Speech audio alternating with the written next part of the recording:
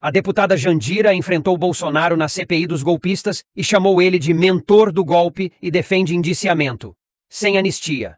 Há provas de que as pedras preciosas para Bolsonaro foram escondidas, afirmou na época Jandira. Eu acho que tem um buraco, de fato, e tem uma ação proativa de determinados grupos fundamentalistas que não são exatamente as religiões clássicas, né, dos evangélicos, dos católicos, dos budistas, da matriz africana e tal, que observam a religião como um projeto de poder. É uma atitude diferente. Constrói uma igreja para ter um projeto de poder, para ter um candidato para eleger e defender determinados valores que se vinculam com essa base que construiu a igreja com ele, né? Então eu penso que não só o Estado falhou, e em muitos momentos falhou, né? A ditadura falhou, a concentração de renda e a desigualdade, ela é algo marcante na sociedade brasileira. Porque é ali que pega também, né? E enquanto tem desigualdade, não tem democracia plena, né? A desigualdade racial, a desigualdade de gênero, a desigualdade de classe, né? Do acesso aos bens e serviços. Então, se você chegou a ter 33 milhões de pessoas com fome, você não pode dizer que está num país democrático, né? Então, quando a igreja presta serviço, às vezes até funerário, né? Um caixão para enterrar um ente querido, isso tudo acaba tendo um poder de sedução e de permanência, e as cabeças vão sendo feitas a partir dessa liderança de igrejas fundamentalistas. E o que a gente faz com isso? Eu acho que nós temos que ganhar a consciência da população, para ela compreender que religião é religião e política é outra coisa, né? O Estado é laico, então nós temos que legislar para todas as pessoas, independente da sua religião, e não pode uma religião dominar determinadas, não pode a religião determinar nenhuma lei.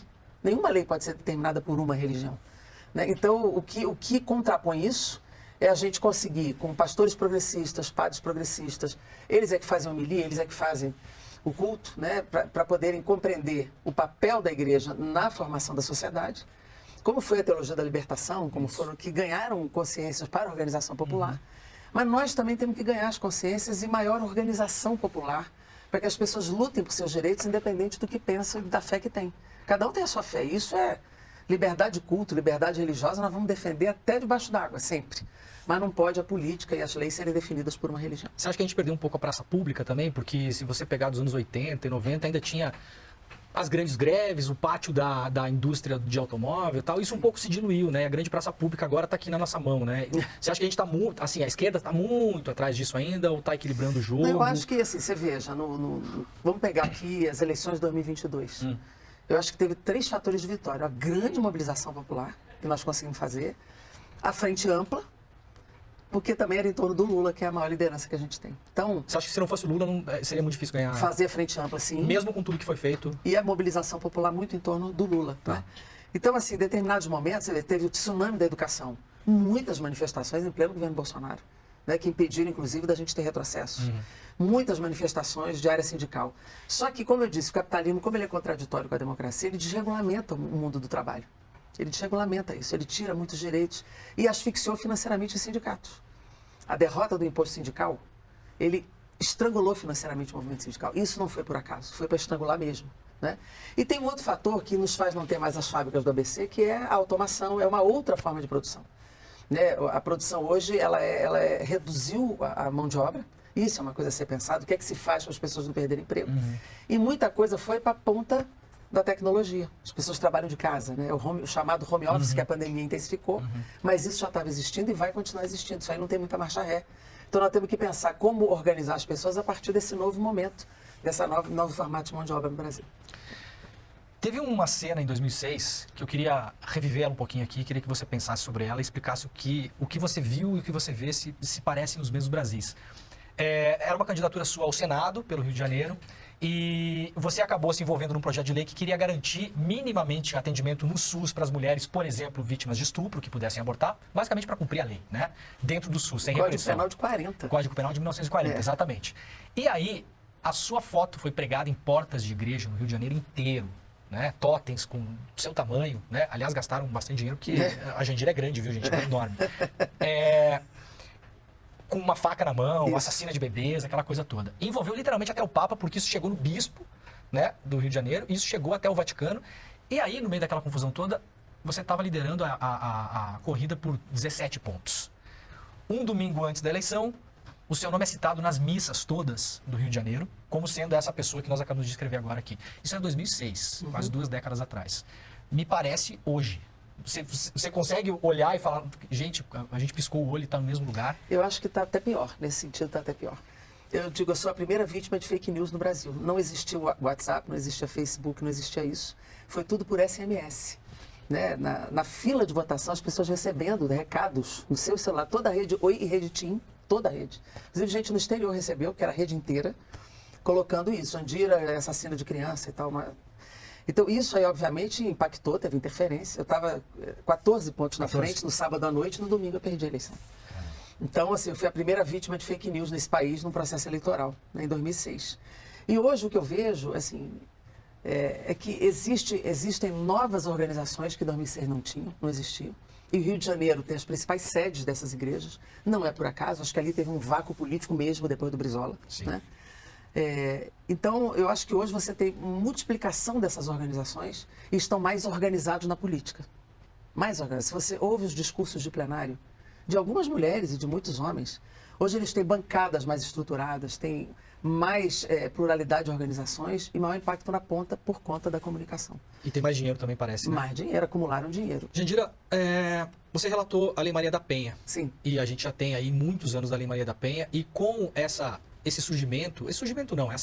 saída da extrema-direita para o campo de batalha, a gente não viu isso só no Brasil, a gente viu na Argentina, na Itália, na América do Sul, tá uma maré difícil. Exatamente. Né? E alguns países da Europa também. Exatamente. E aí usa-se muito a questão, as mulheres são muito alvo disso, né? E usa-se muito a questão do aborto, que é uma coisa que a gente tratou antes aqui, um assunto que a gente tratou antes aqui, e muito a questão das mulheres também. E há uma certa relativização da Lei Maria da Penha, que a extrema-direita acaba usando, dizendo que é uma lei que não funciona porque o feminicídio no Brasil aumentou. E a mim, como jornalista, parece que o problema justamente está nas delegacias e nos tribunais. É isso mesmo? Esse é o quadro? Eu penso assim, a Lei Maria da Penha ela mudou o parâmetro do sistema de justiça. Ela mudou, né? Algumas pessoas dizem, mas já há o crime, a condenação por homicídio. Não, mas não estamos tratando de homicídio geral. Não estamos tratando de homicídio em crime urbano. Nós estamos tratando de homicídio só porque você é mulher. Então, por isso o feminicídio foi criado como uma nova tipificação do Código Penal, porque é uma relação de poder que te coloca como uma propriedade do homem em que você pode fazer dela o que você quiser. Então, é um crime específico direcionado às mulheres. Não é um crime geral de homicídio, né? Então, quando a gente fez a Lei Maria da Penha, eu rodei o Brasil para relatar essa lei, construir aquele texto. Como foi esse trabalho? Nossa, foi uma das coisas mais emocionantes que eu já fiz na vida. Como mulher, como cidadã, como parlamentar. Como era? Porque nós fazemos audiências públicas em todas as regiões do Brasil e a gente ouvia as mulheres que foram agredidas, ouvia as instituições e ouvia muita proposta. O texto é o resultado do que eu ouvi nessas diversas audiências públicas. E que histórias vinham? Não vinham muitas. Primeiro, a gente viu a diferença cultural do porquê da violência em cada lugar, né? Como as instituições funcionavam em cada lugar, os limites dela. E por que as mulheres não iam denunciar. Isso tem uma realidade em cada lugar do Brasil. E em cada lugar do Brasil também já existiam iniciativas nos estados que eram muito importantes que a gente nacionalizasse. Então, por exemplo, nós estávamos na audiência pública de São Paulo, veio um deputado cadeirante e disse assim, você aumentou a pena para quem é vítima e pessoa com deficiência? De fato, nós não tínhamos pensado nisso naquele momento. Então, isso veio para o texto. Foi o único momento que aumenta a pena em 1/3 para quando a vítima é uma pessoa com deficiência. Isso não entra tem como se como defender. agravante na lei depois. Entra como agravante na Entendi. pena. Então, no Espírito Santo, um homem também levantou e disse, olha, deputado, eu trabalho num centro de referência para receber as mulheres que sofrem violência doméstica e as mulheres, além de agredidas, seja qual for o tipo de violência, né, elas não conseguem voltar ao trabalho e perdem o emprego, porque às vezes a lesão corporal é grave. Aí eu vim para cá, pensei o que fazer, aí eu consegui botar estabilidade 6 meses na CLT. Que as pessoas não sabem disso, porque as pessoas não leem a Lei Maria da Penha. Eu não sabia disso. Só acha que agrediu, prendeu. Não é isso. A lei, ela é uma lei pelo direito penal mínimo, mas é uma lei de muita prevenção, de muita capacitação. A gente não quer chorar o corpo já no chão, a gente quer evitar que esse corpo caia. Então a gente trabalha muito, e é isso que está faltando cumprir da lei, sabe? Essa lei, ela mudou o parâmetro, porque onde ela foi aplicada, a gente já salvou quase 500 mil vidas com essa lei. Mas o problema é que quando entrou o governo Bolsonaro, isso tudo foi desmontado.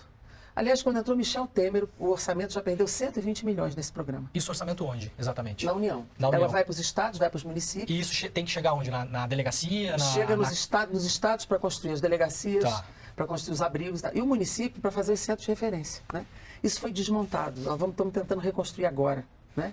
Então, é uma lei, assim, se a gente não atuar na prevenção e na capacitação, no magistério, como é que as crianças trabalham o preconceito nas escolas? Como é que a gente muda a cabeça? Tem que ser na escola. Mas você tem que capacitar o magistério, porque tem muita gente que reproduz o status quo. Então você precisa capacitar o magistério, capacitar os agentes de segurança, capacitar as delegacias, porque ela tem muita mudança de atendimento em 24 horas, a questão advogado não advogado. tem que criar as varas. Tem o dinheiro, o Poder Judiciário tem que botar orçamento para criar vara especializada. Não está mais naquelas juizados especiais, que ali era aquele acordo de cesta básica. Isso aí eu tirei de lá. Não tem mais cesta básica na lei. Então é um processo de construção, de estruturação, de aplicação da lei que exige prioridade, cuidado e orçamento dos 3 níveis de poder e do Poder Judiciário. Quero falar um pouco de Palestina. Primeiro, me solidarizar. Para as pessoas que não sabem, você tem família no Líbano. Ainda estamos falando de alguma coisa que está controlada, ainda não espalhou para toda a região. E pode destabilizar muito rápido ali também, as coisas acontecem, né? Então, me solidarizo antes de mais nada. E como você está vendo isso? Parece um filme que se repete e se repete. Israel, em 2019, já começou a ser investigada pelo Tribunal Penal Internacional por crimes de guerra. Em 2021, o gabinete do Netanyahu falou que não ia colaborar com as investigações, que o TPI não tem gerência sobre aquilo. Agora a gente está vendo o que está acontecendo em Gaza. Como é que você está vendo isso? Como é que a gente... Então, de novo, parece, né? Esse processo histórico, eu acompanho essa questão desde a década de 90. Eu, inclusive, entrei na luta pela libertação da Lâmia, que era uma Palestina presa política há anos, né? Em Israel, sem ver filho, sem ver família, sem ver ninguém. E a gente conseguiu, por um movimento internacional, libertar a Lâmia. Inclusive, fui recebê-la no aeroporto. E foram anos de luta sobre isso. E depois, como parlamentar, eu fui me envolvendo na causa, porque eram poucos os que se envolviam naquele momento. Eu cheguei aí, só eu e Ayrton Soares. Ayrton nem era mais deputado nas reuniões da ONU. Foi feito uma no Chile, o debate era Palestina. Eu fui a única parlamentar que fui. Mas esse debate é o seguinte: nós precisamos garantir o que foi definido pela ONU em 47, que seria o território palestino. E todas as decisões posteriores da ONU tem que ter um Estado independente. O Estado de Israel tem o seu Estado, e que a gente quer que tenha, e respeita e reconhece, mas é preciso que a Palestina tenha o seu Estado. E que os territórios palestinos sejam dos palestinos. E não uma ocupação indevida de Israel nos territórios de Gaza e Cisjordânia. Só que isso Israel nunca respeitou. O Ariel Sharon ainda tentou com o Arafat na época. Eu conheci o Arafat, ele esteve aqui. Os dois ainda fizeram um acordo. Começaram a fazer a desocupação e tal. Com a mudança de governo, os processos eleitorais também internos, que a Palestina também é dividida. O Fatah, que é o partido da OLP, do Arafat, ele tem comando, tem domínio, mas na faixa de Gaza, por exemplo, o Hamas ganhou majoritariamente as eleições.